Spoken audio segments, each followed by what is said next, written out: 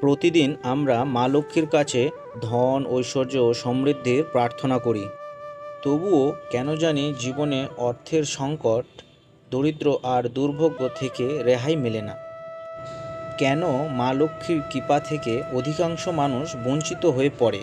আজকের এই ভিডিওতে আমরা সেই গোপন কারণগুলি জানব, যেগুলি অনেকেই জানে না।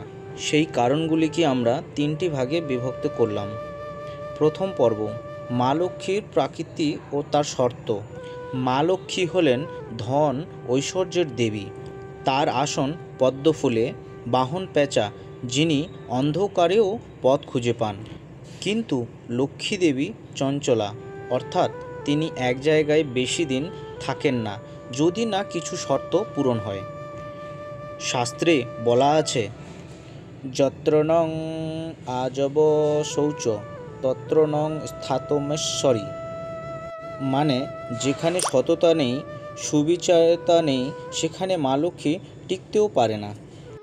সুতরাং পুজো করলেই মা লক্ষ্মী সন্তুষ্ট হন না। তার আসার জন্য পরিবেশ, মন এবং কর্ম, এই তিনটি পবিত্র হতে হয়। দ্বিতীয় পর্বে জানব কেন অধিকাংশ মানুষ কৃপা থেকে বঞ্চিত। এখানে প্রশ্ন হলো, অধিকাংশ মানুষ কেন মা লক্ষ্মীর কৃপা পান না?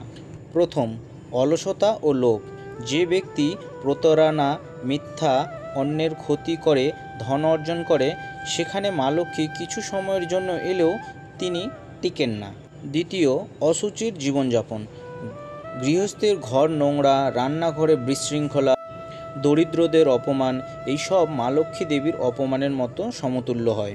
তৃতীয়, কোলাহলপূর্ণ সংসার। স্বামী স্ত্রীর মধ্যে ঝগড়া, বাড়িতে কুরুচিকর শব্দ, অভিশাপ ইত্যাদি থাকলে লক্ষ্মী দেবী অনেক দূরে থাকেন।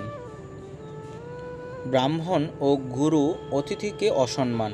শাস্ত্রে মা লক্ষ্মী বলেন, যারা অতিথিকে অভুক্ত রাখেন, গরিবকে অপমান করেন, তারা মা লক্ষ্মীর কৃপা হারান। পঞ্চম, দৈনিক লক্ষ্মী পুজো না করা।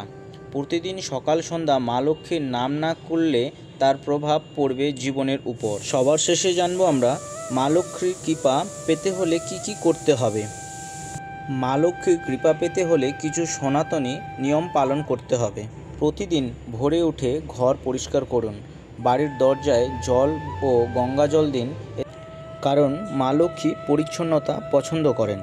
প্রতিদিন সন্ধ্যায় ঘিয়ের প্রদীপ জ্বালান, বিশেষ করে বৃহস্পতিবার ও শুক্রবার।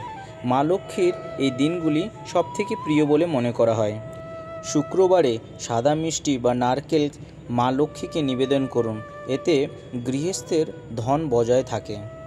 লক্ষ্মী মন্ত্র জপ করুন, ওম শ্রী মহালক্ষ্মী নমঃ, প্রতিদিন অন্তত 11 বার জপ করুন।